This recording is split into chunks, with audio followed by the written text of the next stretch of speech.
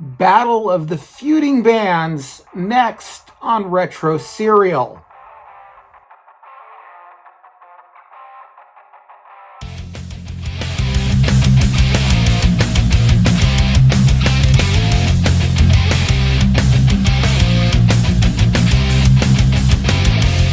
Hey everyone, welcome to Retro Serial. I'm your host, Ian C.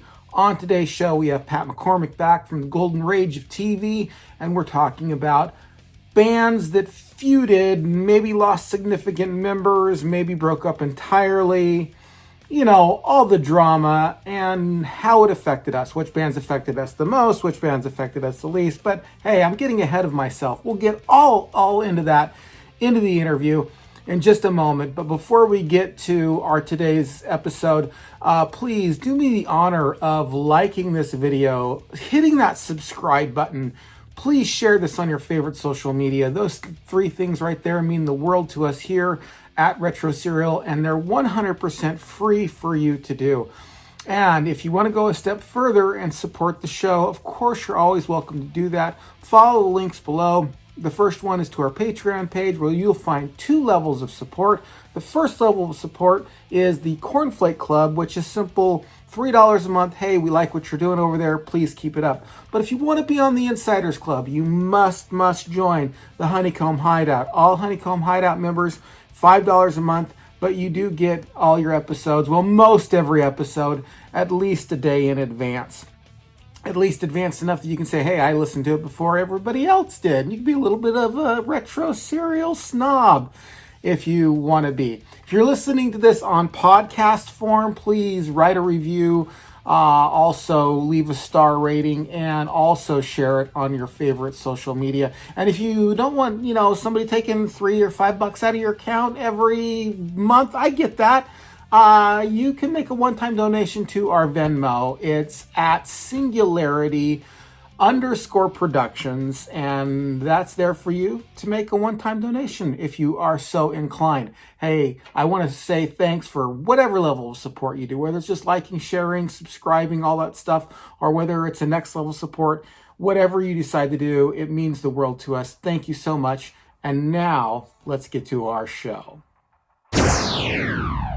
All right, everyone, welcome to welcome to Retro Serial. I actually just did a show. I actually just did another video over on my other channel, A Mind for Fitness. So I was going to say, welcome to A Mind for Fitness. And I was like, that's not right. That's not the show I'm on right now. I'm on Retro Serial with y'all talking about growing up Generation X.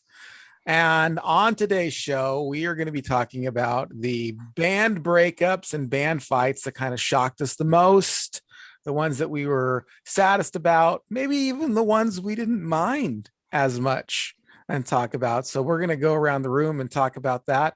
With us, as always, we got Thrash Pondo Pons. How you doing, my friend? I'm doing relatively not unwell. Thank you for asking. Relatively not unwell. That's like a couple of negatives. It means you're doing good, is what I think Yes, it that does. means. Yes, So, I am. all right. Well, and then our special guest today, I couldn't think of anybody better to have this happen, to have on the show than my good friend, Pat McCormack from the golden rage of TV. How are you doing, Pat? I'm doing great, Ian. Thanks. I appreciate your invitation, and I'm doing perfectly well. Thanks. Well, good. I'm glad. I'm really happy that you're doing well, and I'm really it's been a while since we've connected, and I've been thinking about, okay, I got to get because I'm honestly collecting a lot of friends through the internet. And I'm like, I got to revisit some people. And you were at the top of my list. I was just like, Dave and Pat, and they got to come back. They got to come back. You're always in our hearts, Ian. Always. Well, thank you. And just, for me, getting the show back on the road again and picking up where I kind of left off and getting the ball moving forward again is a little slower than I would like to, but it's needed. It's needed. Way to go, buddy. Way to go. Thank you. You're a stellar man. I attempt to be. By the way, before we start, now, did you watch the Randy Rhoads documentary yet? No, and we'd talked about that and it was like, oh man, I want to see that. I mean, you actually gave me a couple of the key points, which, were shocking. Yeah. I mean that that they saw them fighting in the cockpit. Yeah. And it's like, oh man, there's just some major revelations going on there. But no, I haven't actually seen the doc yet. I plan to.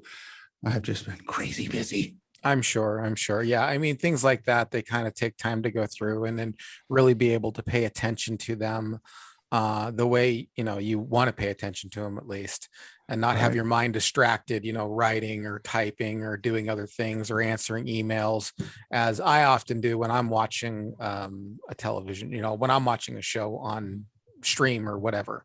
Right. So that happens quite a bit. It takes a bit these days to actually sit down and pay attention to the television and watch what's going on and not be distracted by other devices. The only person I can pay full attention to is Thrash Pondo. I don't know why. He just draws me in. Thank you. Praise from Caesar. Thank you, Pat. I appreciate that. I thought about when we get around to watching it, both of us, we're going to have to do a Guitar Hero Revisited and Right. talk about Randy Rhoads.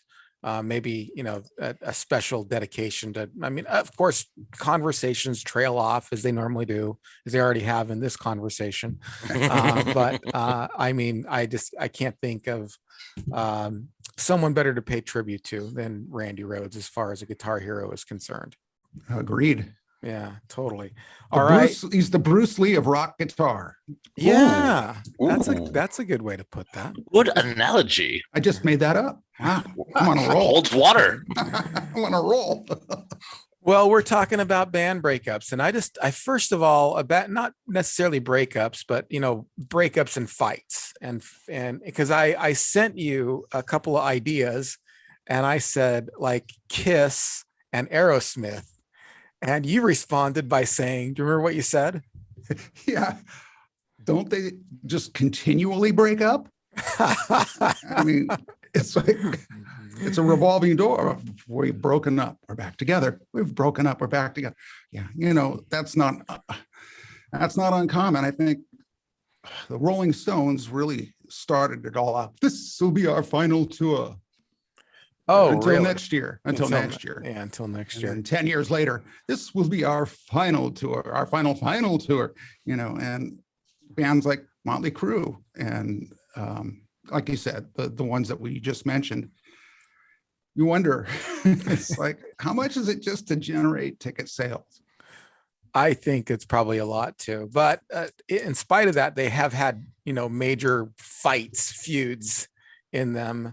And I'm wondering, I'm going to go around the room, and I just want to ask a couple of questions. And the first question that I want to ask in regards to all this is what one shocked you the most? Like when you were a kid and you're just kind of discovering music for the first time, you're not really listening to like for me, like my first exposure to music was what my parents were listening to, or my mom was listening to, what my grandmother was listening to, just driving in the car. And then there came an age where somebody introduced me to some type of music altogether different, I'm like, oh, okay. And then I became aware of those bands. And for me, it was at 12 years old, and it was Iron Maiden. That was my first big band that somebody said, here, listen to this. This is cool. This will make you cool. And I listened to Iron Maiden. But with that said, with that kind of backdrop in mind, what was the first band that ever fought or broke up or lost a significant member that really left an impression on you? Pat, you're our guest. I'm going to go ahead and let you start. It's so easy. It's the first one on everyone's mind. The Beatles. Oh, the Beatles. Yes. I was at the age where I was so enamored with music.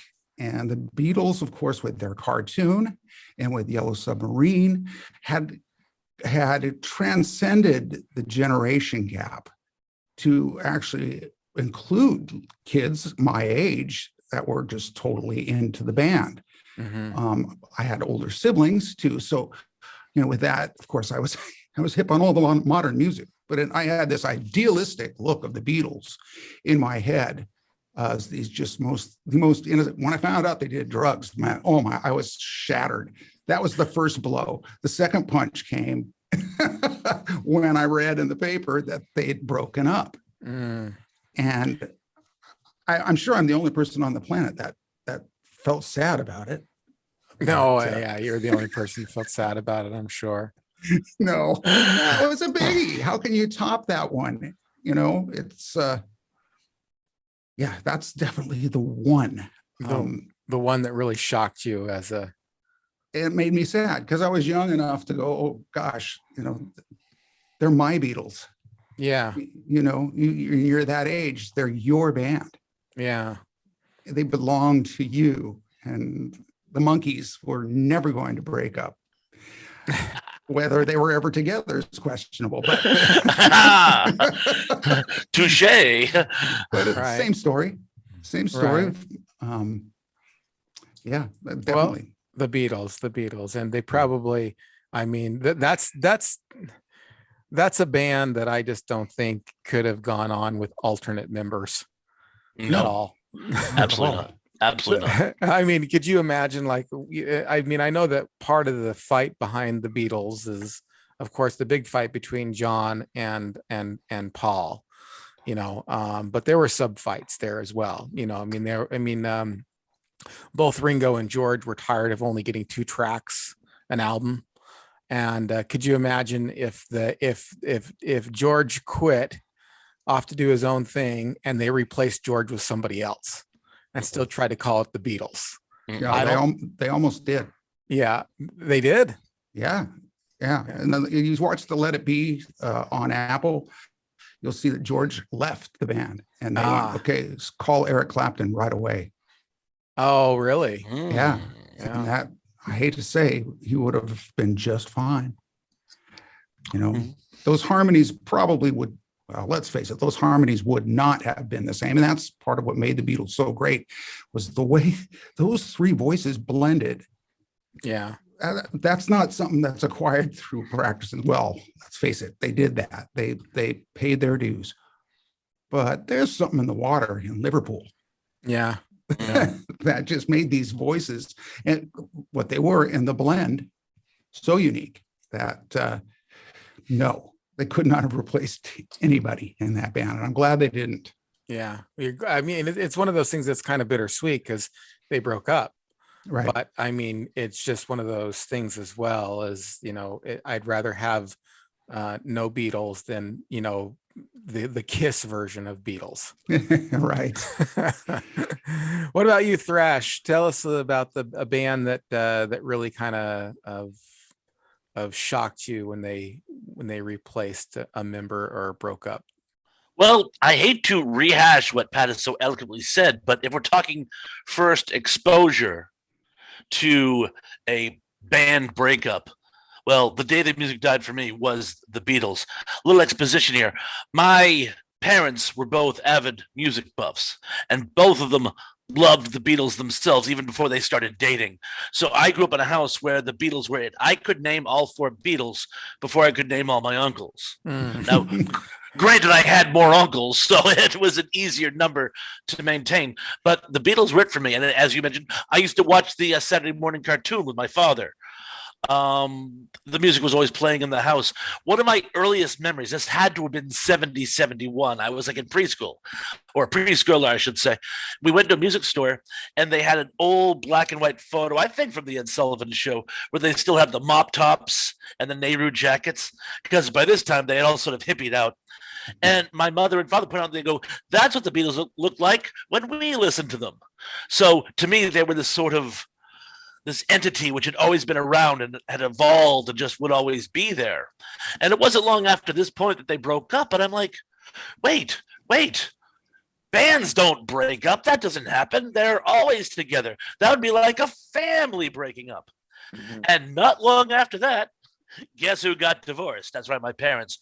And to be honest, I think the breakup was even more traumatic. But sorry, yeah, it was sort of, that band broke up. Okay, so how about us too? Yeah, it was sort of the beginning of the end for my childhood, you might say. At the risk of being melodramatic. Boy. Right. Got Well, me my beat.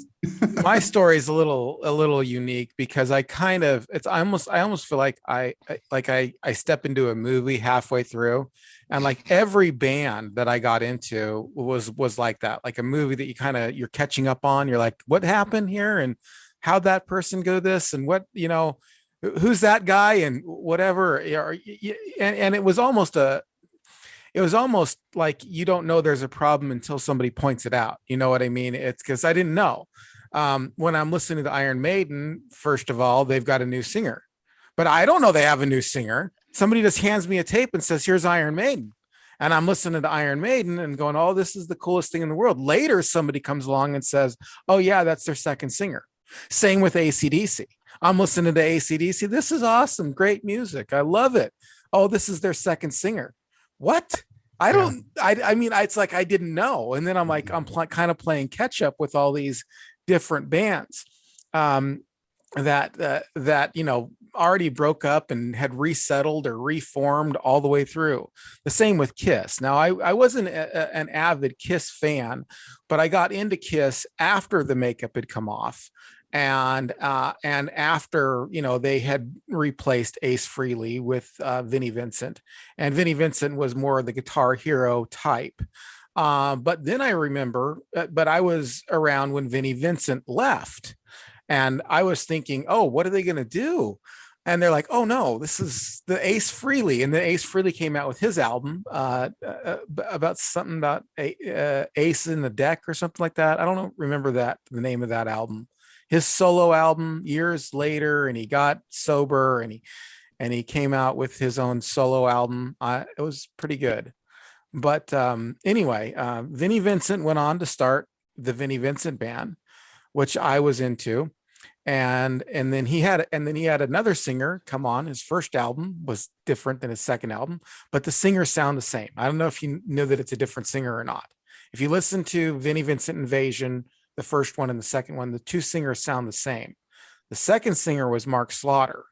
I don't know who the first singer is, but then Slaughter left that band and went on to make Slaughter, So I'm here kind of catching up in the middle of all this. And I have to say that my breakup that broke my heart it was like this, like a window that's almost too late as I'm kind of getting out of these bands as well.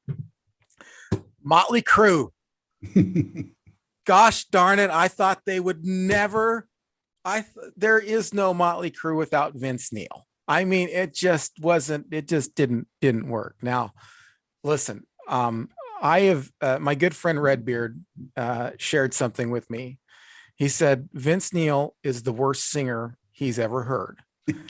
And I said, now listen, those are fighting words, buddy. Those are fighting words. But I'll be honest with you. Vince Neil is great on tape.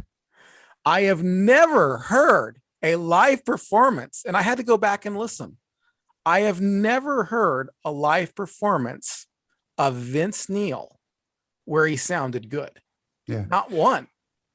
He's no Rob Halford, no Bruce Dickinson. That's for sure. Yeah, that is for sure. And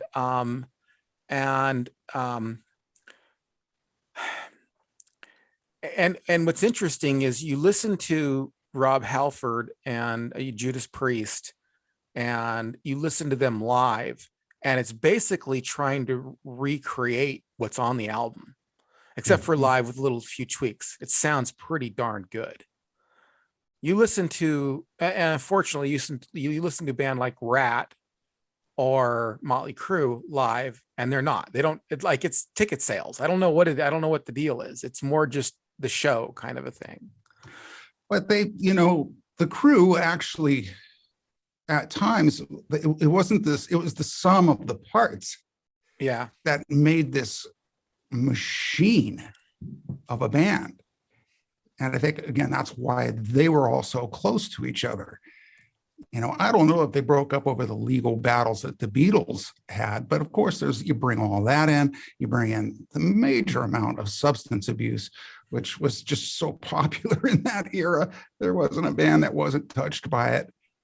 And I mean, like I said, I have some stories that I could tell you that would, prove that point clearly. and it's, as always, the close quarters. You're with these same people. You're sometimes with these same people on a bus for days on end. Yeah. And it's like, you want to get I used to say, you want to get a degree in psychology, join a band. Because that's the thing. You're having to deal with personalities and everybody's quirky. Right. But when you got a band like Crew, there's this thing where there's this unspoken togetherness. Right. Making this huge, great sound, that, oh man, I don't know how to describe it. I know that it's the blissful moments of friendship where you don't even have to say anything. You can just look at your friend and just know you're kicking butt.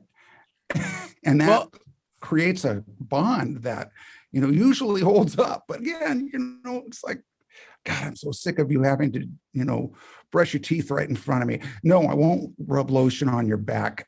I just won't do it. I mean, all these things that I've experienced. Right.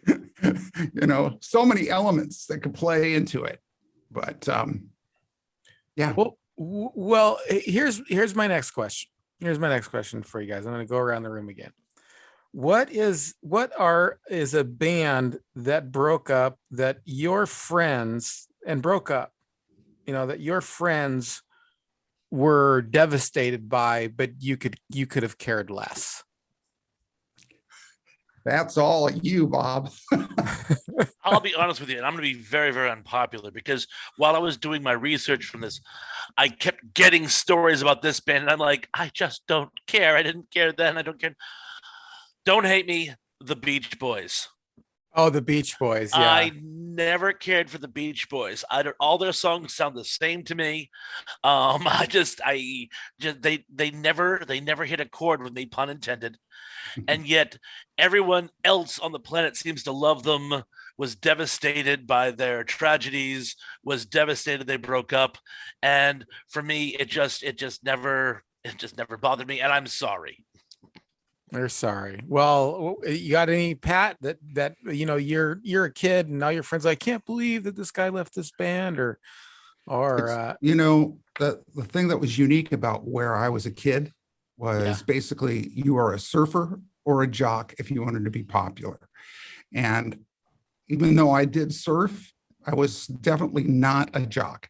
So it was the same musicians, this clique, the small clique, who all went out and played clubs. I was playing clubs at 17 years old with these people. And what we're doing is music from everyone.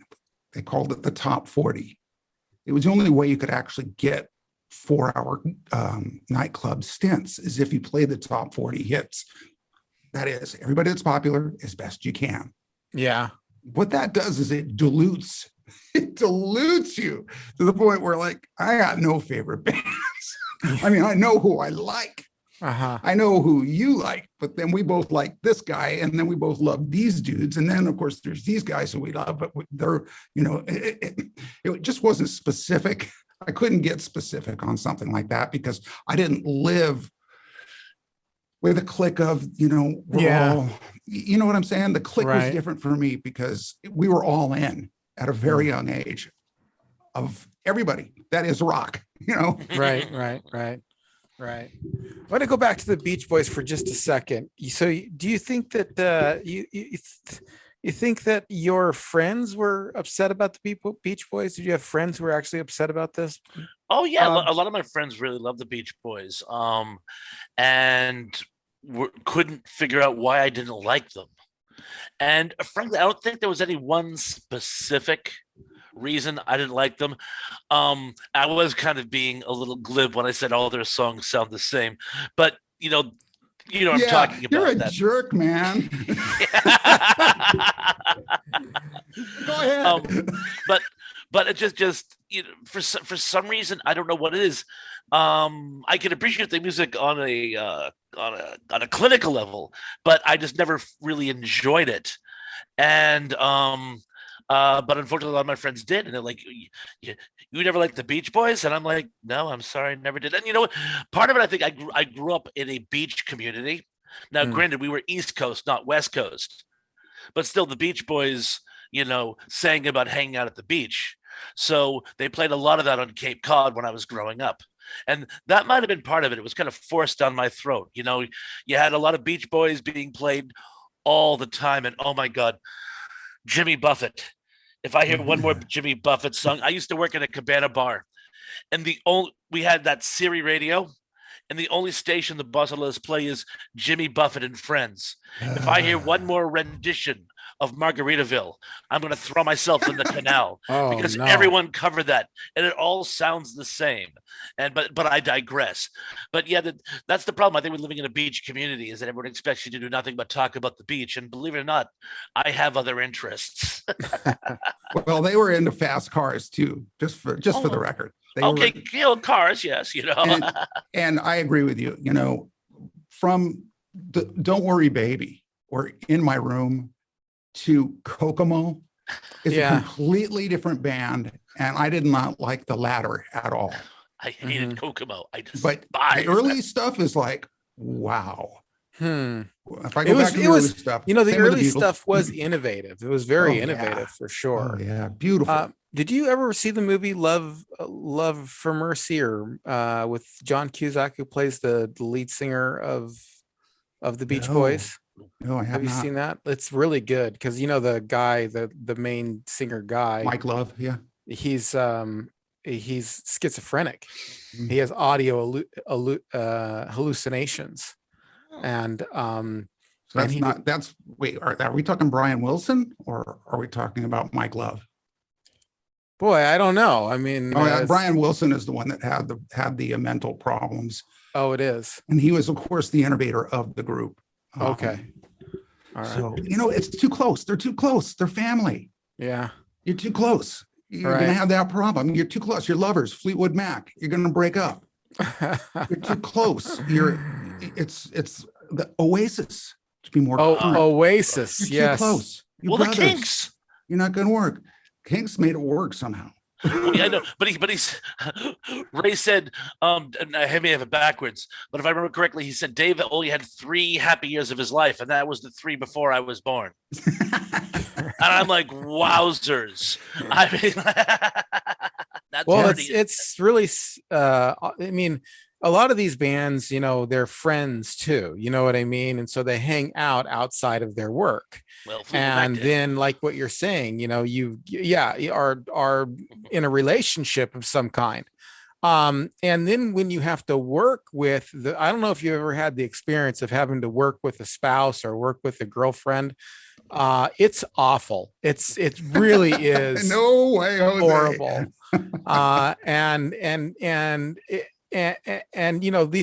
These kids they're kids, and they're friends and they're buddies, and they think living on a bus and partying all the time, that's going to be the best thing that's ever happened, till you're 2 or 3 months in, and then you just want to kill each other, right? Yeah.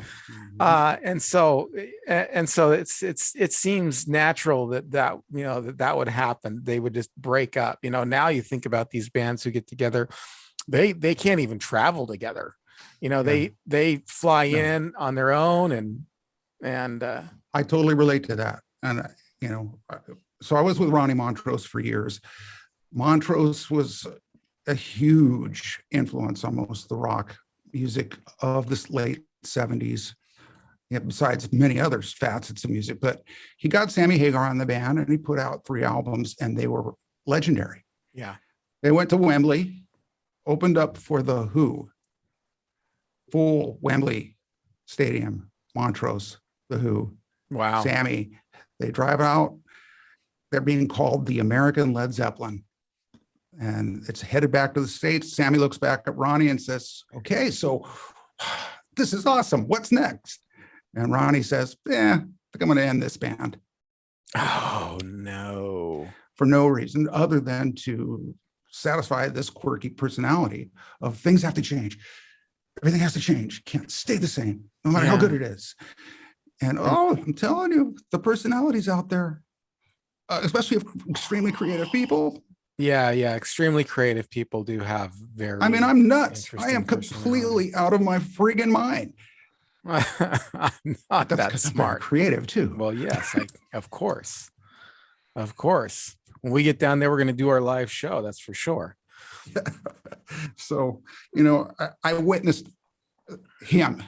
firsthand and why I couldn't dream of spending elongated periods. I played with him for 4 years, but fortunately it was short stints, Yeah. longest maybe 5 days at a time. And by the fifth day, I was ready to hang myself. Just like, please, please get me away from him. And again, it isn't because he was a bad guy. It was because he had this personality of love to just throw stuff in the middle of the room and watch it fester. He'd like to stir it up. That's kind of how he cured his boredom, you think? Or I do. I think that was part of it. Maybe there was a history of codependence in his family or something. It sounds like. Oh, it could be. It could be that deep. I mean, it really could be that deep. right, right. But Did you hear again, that Sammy Hagar were you aware that Sammy Hagar and David Lee Roth went on a tour together? oh yeah, see, everybody Yeah. loves each other. That's the thing. You play in a band, you are more than friends. You're your brothers. And I feel Uh-huh. that way towards a lot of my old bandmates. I mean, Right. closer than brothers. Matter of fact, I don't talk to my brothers. I talk to my old bandmates.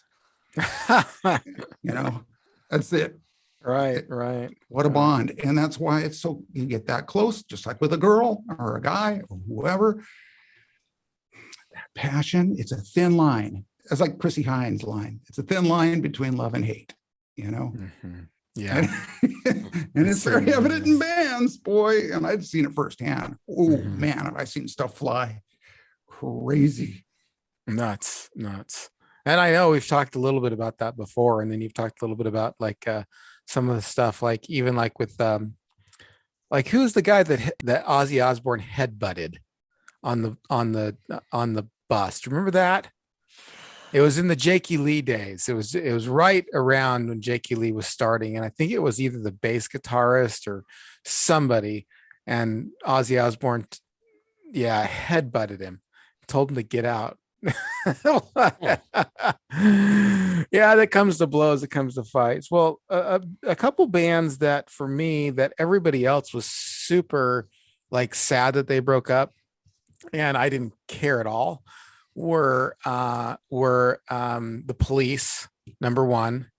And it wasn't that I didn't like their hits. I loved their hits. But I'm a dum dum. I didn't care for their deep cuts. Thought it was crap. Just personal. That's just my personal opinion of the band. I didn't like their deep cuts. And I know, look, I know that they're far better musicians than I could ever hope to be. I'm not saying they're not. It's taste. Okay, it's just personal taste. So when they broke up, I really didn't care a whole lot. It didn't bug me one bit.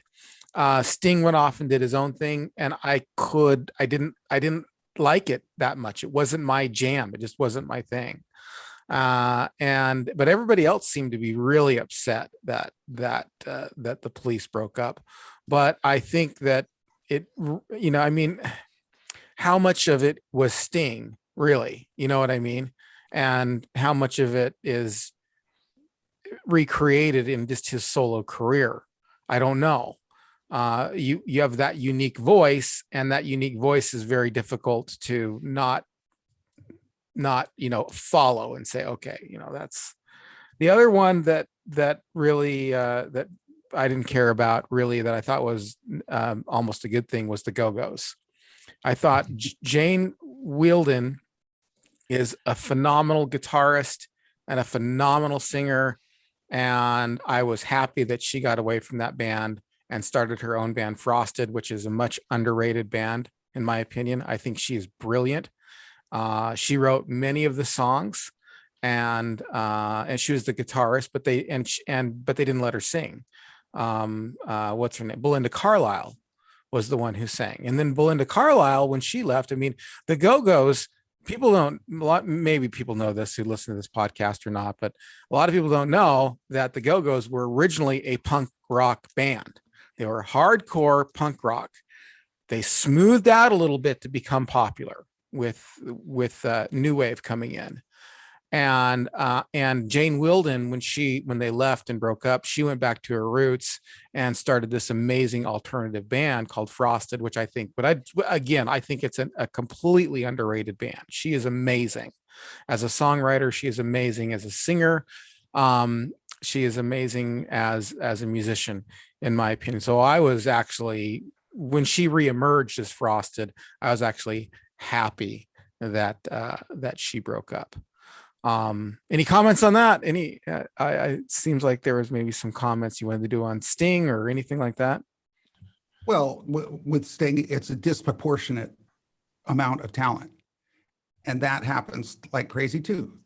You put this band together, it comes together as a band, and even they were fabricated. That is to say, put together by the industry professionals. So it wasn't like they came together organically, but you get one guy that stands out, or girl, mm-hmm. and that immediately throws that aspect.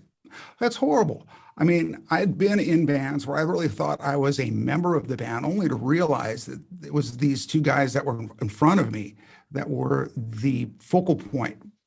And, there would be interviews where it would, they would make sure that everybody but these two guys was not there. I mean, that kind of stuff that could actually mess with your feelings. Yeah. And so I think that's a lot of what, with the Police, Sting was such a major talent that he couldn't help but be catapulted and thus gain all the attention. Right. Get a band like Rush. These guys, okay, I would say Geddy Lee is probably the most talented of them, but then every drummer on the planet that hears this would be like, no, Neil Peart was. And it's like, yeah. And what about Alex Lifeson? I mean, the chordal progressions he plays, as long as he doesn't solo, are just amazing. Yeah. And so their breakup would have been much more tragic, if tragic is the word you want to use, than, say, the Police, because the Police was Sting. Yeah. It was like Nirvana. Nirvana is Kurt Cobain. I mean, really, right. They just basically were there to support his songwriting and his talent and stuff like that. And he orchestrated a lot of that. So Stray Cats, same deal. Stray Cats were the same deal. I mean, ooh, good call. Yeah. Huge band, but Brian Setzer's talent and ability and singing voice was so freaking superior. He was able to do whatever he wanted. Right. And even then they got back together. And that's the thing that you'll see. But the Police, they got back together. They did go out, whether or not it was because the rhythm section was suddenly going bankrupt. There's that aspect. A lot of these bands will get back together if a certain original member hits financial problems. Yeah, and it's true. And it's, if you're, hey, we're not going to let them go down. Mm-hmm. And that's such a noble thing to do. Even though it kind of waters down maybe the initial mystique of the band by getting back out there and going, oh, he certainly doesn't look like, she certainly don't look like, boy, like she used to. Mm-hmm. Well, going back to the primal swamps of rock and roll altogether, Buddy Holly and the Crickets. Buddy Holly was the creative genius behind the band. And correct me if I'm wrong, weren't they actually going to get back together when he was finished his tour with Big Bopper and Richie Valens? But of course, the plane crash, derailed that.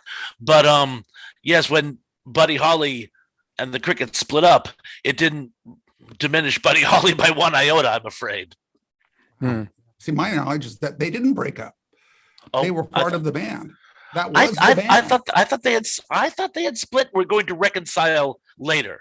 I maybe, you hear so many anecdotes, I start to confuse some of the backstories. You're probably right. Yeah, I think the Crickets were still a thing, and Buddy was just on it. They were on a multiple tour with Big Bopper and Richie Valens, and they just, because he was the star, he got an opportunity to take a plane to the next venue, and that didn't work out so well. Big mistake. Those planes. Sometimes too, you got that standout, like you were saying, Pat, and sometimes the person can't help it, especially when it's a female. singer, and everybody else is male. It's almost like the female is going to be the one who's on the cover of the magazines, and everybody else is going to be in the corner, and she's going to get the color picture, and everybody else is going to get the black and white picture. And and the female is going to be the one interviewed, and everybody else in the band is going to be, and how do you feel about her? Kind of a thing. It's like, enough about me. How do you feel about me? Kind of a conversation. No doubt had that happen to him. And it really wasn't like, she didn't mean that to happen. She's a girl.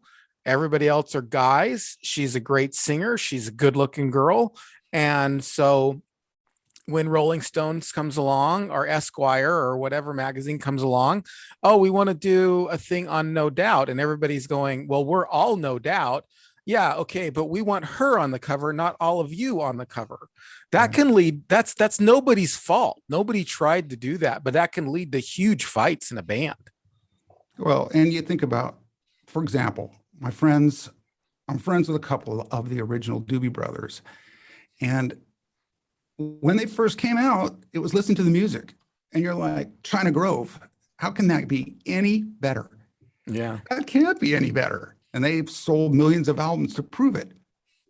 Unless, of course, one of them happens to be friends with this guy named Michael McDonald, who comes on over and starts playing these songs while he's living in a garage. And one of them is taking it to the streets. And it's like, oh, this guy sings better than all of you guys. And you all sing like incredibly good. But he was a superstar. Yeah. In waiting. And the Doobie Brothers became his vehicle. Mm-hmm. And that changed that entire band. It changed the entire dynamic, the personnel. I mean, and one of the biggest backstage fights I've ever seen was when the Doobie Brothers got back together locally here. It almost came to blows, but if you want to call drumsticks actually hitting people square in the face, that counts as pretty much. Right on. Wow. This is after they had sold platinum, and we're, just didn't need this kind of stuff, but still, there's something deep that really hurts there to this day. So yeah. They also did an episode of What's Happening too. Let's not forget that. Yeah, and that was the original Cats. And I take that back. Michael McDonald was in that episode, and it was just when he started the band, or started in the band. And holy smokes, the body of work that came from these cats are incredible. Unbelievable. Unbelievable. Yeah. Good way to put it. Okay, so my next question is, what band do you that broke up or had a significant member change that was better off with that change? That you're like, okay, this is going, I'm sorry, they were great then, but they're better now. Do you have any ideas? I'll go ahead and in my opinion, so this is just my humble opinion, I gotta say that for me, number one would be Kiss. Ace Frehley is a phenomenal guitarist. He's solid, but he doesn't have the skill of a Vinnie Vincent. Okay. He just doesn't have that being able to, the shred of a Vinnie Vincent. And not even close. And for Kiss to go from the late 70s band that they were, cool rock band, great, nothing wrong with them, but to what was happening in the 80s, where you just had, you have to compete with George Lynch, and you have to compete with Randy Rhoads, and you have to compete with all these people. I think in order for them to do what they wanted to do and to stay relevant and not just become by the wayside, oh, hey, we're going to go to, we're going to go to the nostalgic Kiss concert, but to stay relevant, I really think that they needed that push on the guitarists. Now I know I'm probably in the minority, because I did love Ace Frehley. I liked his album. I had his album.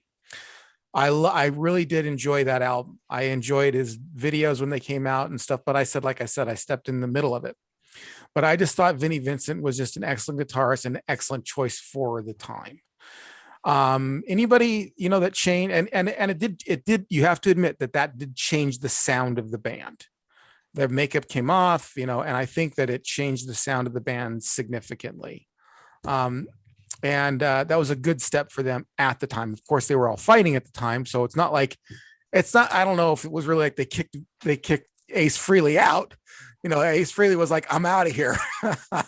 So I don't know if they really kicked him out, but it was a breakup, was a significant change, but I think it was a significant change, at least at that time, for the better. Any bands that come to mind that you think had a significant change of personnel and it was for the better?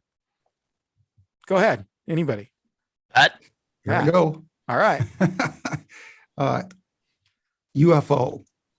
Okay. All right. That's a band we don't hear about a whole lot, but go ahead. When they discovered, when the Scorpions was opening for UFO and the headliners started paying attention to this young German opening act and seeing these two fellows known as the Schenker brothers, Rudolph and Michael, and going, oh my God, that kid is beyond belief, referring to Michael Schenker.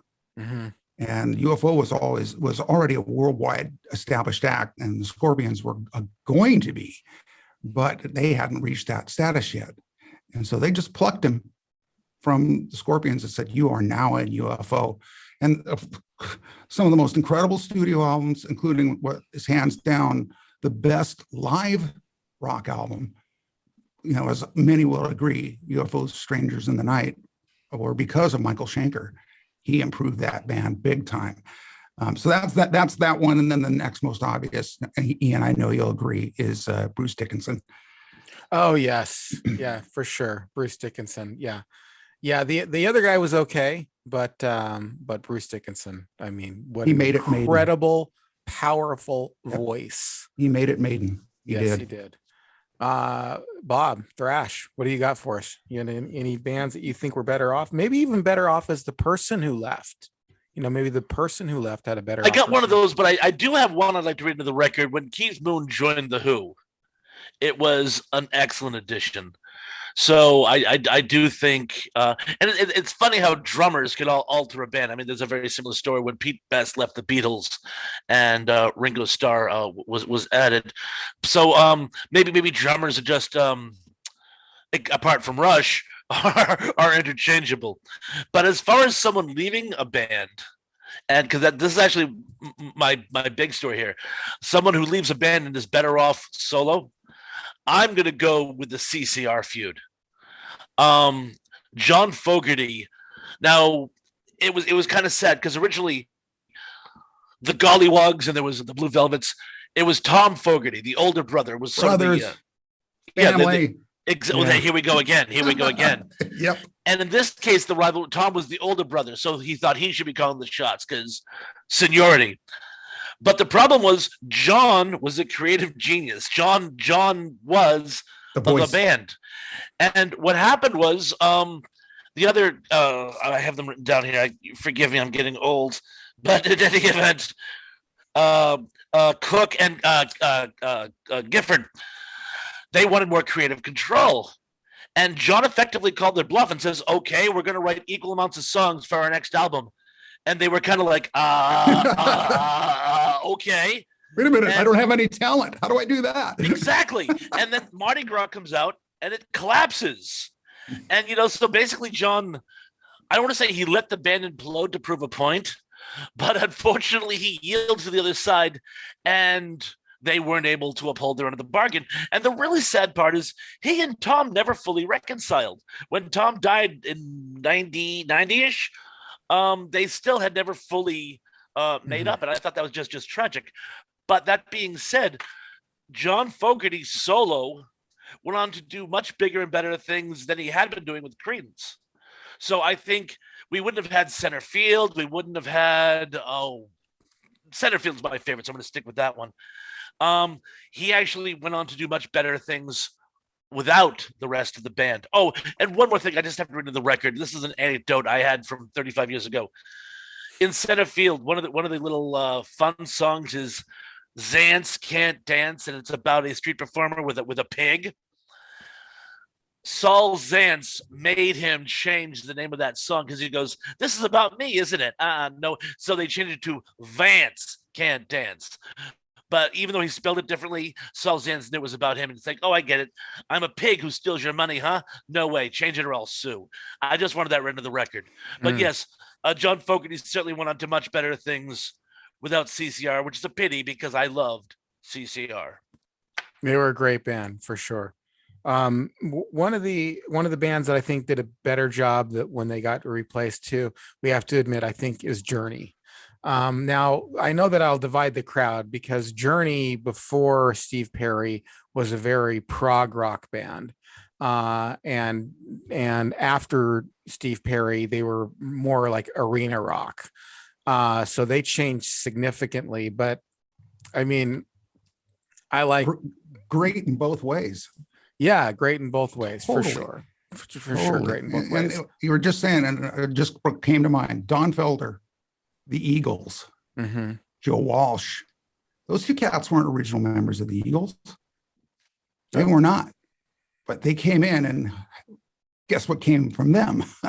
Yeah. A little thing called Hotel California. Hotel California. And it's like, oh man, the stories, some of these biographies, I recommend that one. It's called When Hell Freezes Over by Don Felder.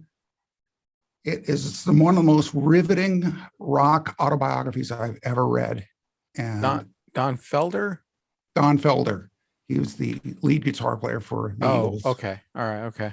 And, it's him talking about working with the two top dogs, the gods, as he called them, which were, of course, Don Henley. Yeah. Henley and Glenn Fry. And Glenn Fry. Okay. And the stories about that are, I mean, again, these books are like, what happened? Yeah. What'd they do? Right. What kind of people were they? With that kind of money? Yeah. You better believe all that stuff happened. Yeah, they were. Some, yeah.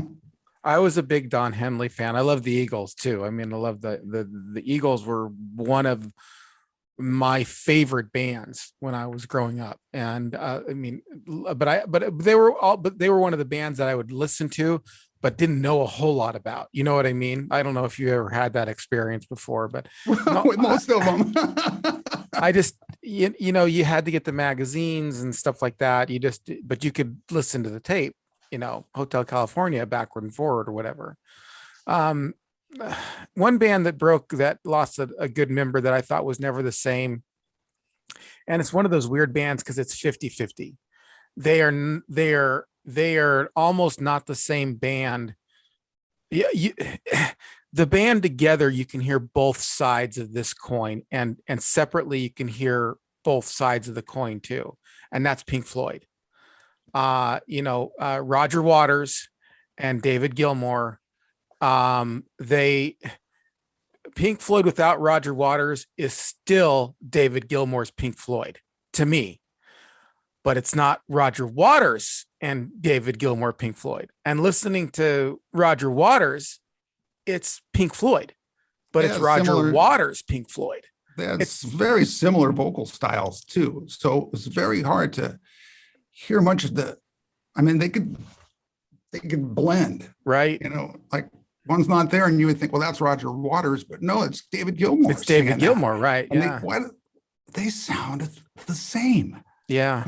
Which couldn't have been nothing but convenient. It really was. But I mean, that was a band, again, another band that I was enamored with when I was a kid, when I was growing up. I mean, just enamored with. I'd play The Wall over, and I liked them all, but The Wall was particularly one of my favorite. But then when they broke up, and I would listen to, I mean, I didn't hate Pink Floyd without Roger Waters. It still was excellent, but I also loved Roger Waters, but it wasn't like I lost anything. It was almost like a 50-50. Like I could still listen to Roger Waters. Amused to Death was one of my favorite albums. I don't know if you ever heard that album or not, but it's really good. Now, by the time Amused to Death came out, uh, um, Roger Waters had really low vocal quality, so he had other people singing with him, and stuff, and helping him out singing. He just through age and I don't know what else, drinking or whatever, but his vocal qualities just hasn't held up over the years as some people have. Just it happens. But the music writing on Amused to Death is awesome. It's phenomenal. I love Amused to Death. One of my favorite albums for sure. But that was one of those bands that it was just kind of weird. It's like, I'm still listening, even though Roger Waters is gone, I can feel like I'm still listening to Pink Floyd. And when I listen to Roger Waters, I'm like, I'm listening to Pink Floyd. That's all there is to it. They both took part of it and left. Unlike a band like Van Halen. Okay. Unlike Van Halen. So how do you all feel about the breakup of Van Halen? Now I'm going to tie it up with Van Halen, my thoughts on it in a second, but what about the breakup of Van Halen with David Lee Roth splitting? Pat, you look like you're going to go into a coma there. What's going on? You having a stroke, buddy? No, I think I'm trying to think. Oh, you have way too much to say about this, Pat. Start condensing.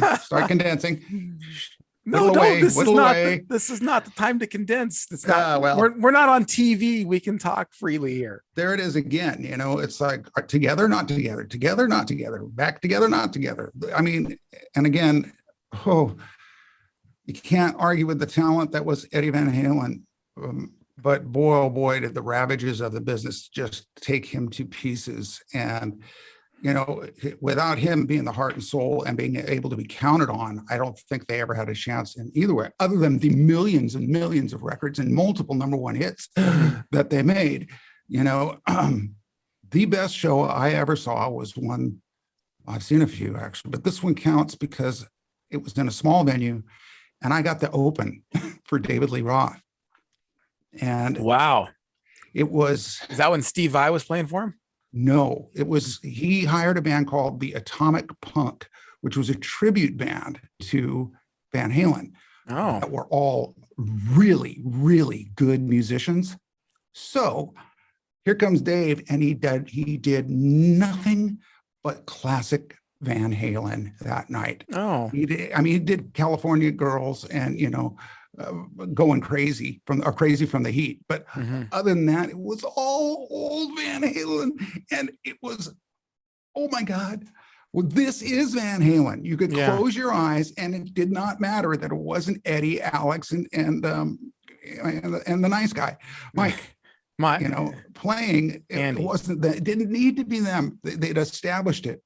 Yeah, but you could not replace what David Lee Roth did that night on that show, on that set, on that stage. It was like, this guy is unreplaceable. Yeah, for sure. Well, I mean, that's a band that turned into something else. I mean, Sammy Hagar in Van Halen is a different band. It is. I mean, it's a different band.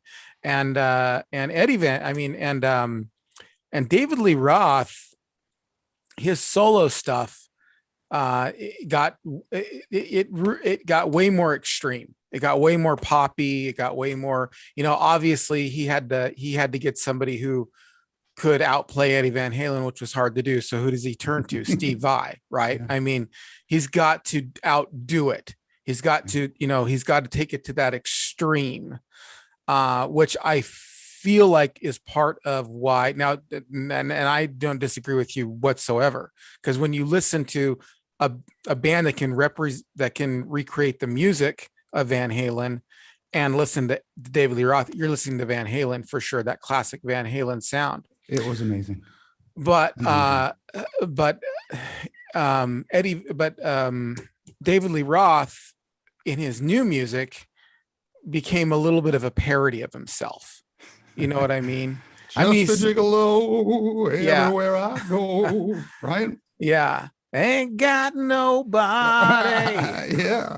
But it's nobody. But even then, I loved that stuff. Because it was his persona. That's about when the hair metal scene started to kill the genre. You know what I mean? But you could see it. You could see, well, we were in this great band called Van Halen, which was a Southern California feel-good band. That breaks up. You're David Lee Roth. What do?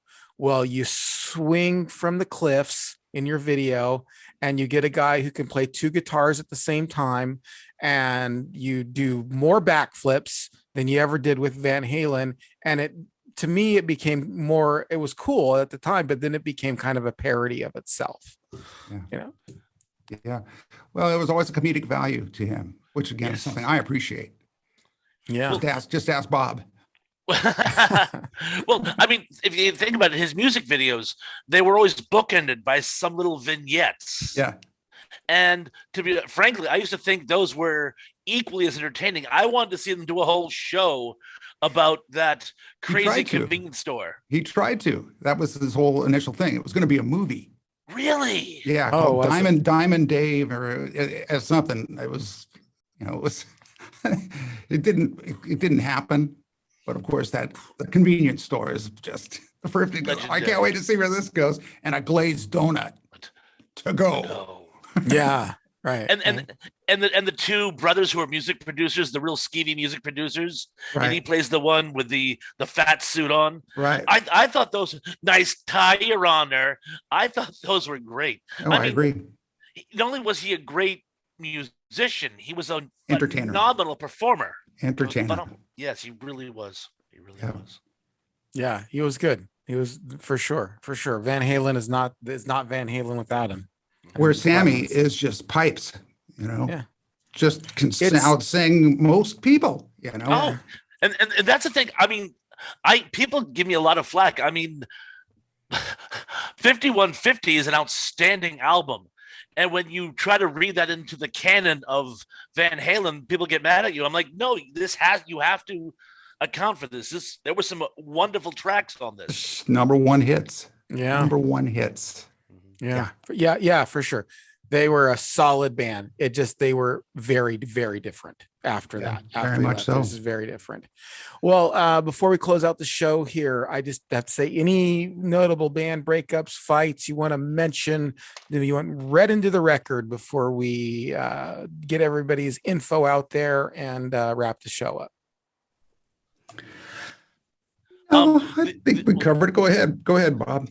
Well, the Everly Brothers, Phil hit Don across the head on stage. Family. Yeah, exactly. But that one particularly struck me as harsh. He actually decked him on stage. That's kind of an extreme one. But other than that, I think we covered all the bases. Yeah. Poison too. They got into a fight. Got into a fight backstage. Yeah. But on stage, CeCe DeVille stopping in the middle of the show and playing different song, and then just purposefully upsetting Bret Michaels and Bret. What Michaels. a mess! Oh man, that was a mess. Yeah. Well, cool. Well, Pat, please let our audience know where they can find you and what you are up to these days. I wish somebody would find me so I can tell me what I'm up to, at least, I'm still doing retro TV trivia for the Golden Age of TV, working on season 4. I am a few videos in. I hope to debut that on the YouTube channel, Golden Age of TV, by the end of September, while at the same time doing celebrity interviews, and more people are hooking up with me. Ever since I got Jerry Mathers. And then I did a video for his website merchandise sales. We've become really good friends, and he's starting to connect me with some incredible people that I'm planning on interviewing for my live streams. And I'm also giving them the option, because these live streams are getting a little more and more difficult for these classic TV stars getting on in years. They prefer a good portion of them doing call-in interviews. So, okay. Wake up, Pat. It's time to make Retro TV Trivia a podcast. And so that is going to debut on the 2nd of September.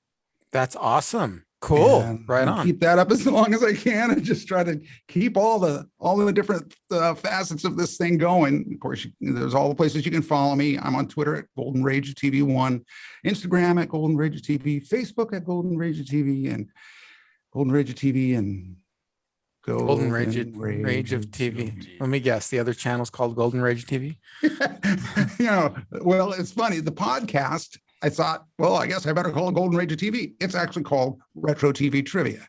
Oh, and the show on the Roku ZBTV channel is called Retro View, still with that same kind of umbrella, Golden Rage of TV thing.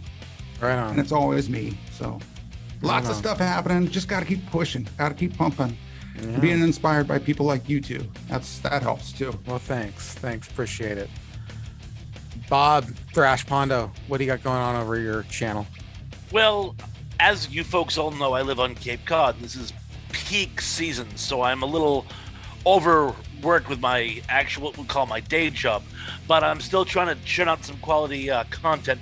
Big thing as late is I've been covering Dave's Thursday night chats as much as possible because he's been dedicating his time elsewhere. I try to pick up as many alternates as I can. Just Thursday's the only day I seem to have free as late. I'm still doing all the vintage sci-fi horror I can get my hands on. I'm working on a retrospect on Stuff because I recently just watched that, and still compiling some of the best dad jokes money could buy. You can of course find me, and you can find me at Thrash Pondo Ponds right here on YouTube. I'm a fan of those dad jokes. Don't ever stop. They're awesome. Yeah. So everyone, thank you very much for watching the show. Really appreciate it, or listening to it on podcast. This is a podcast and a YouTube show. So either way you listen, I am elated. I will leave a link to both these cats' channel in the description below. As always, if you want to help us out, please don't forget to like, comment, and subscribe and share on your favorite social media. That means the world to us, and it's free for you to do.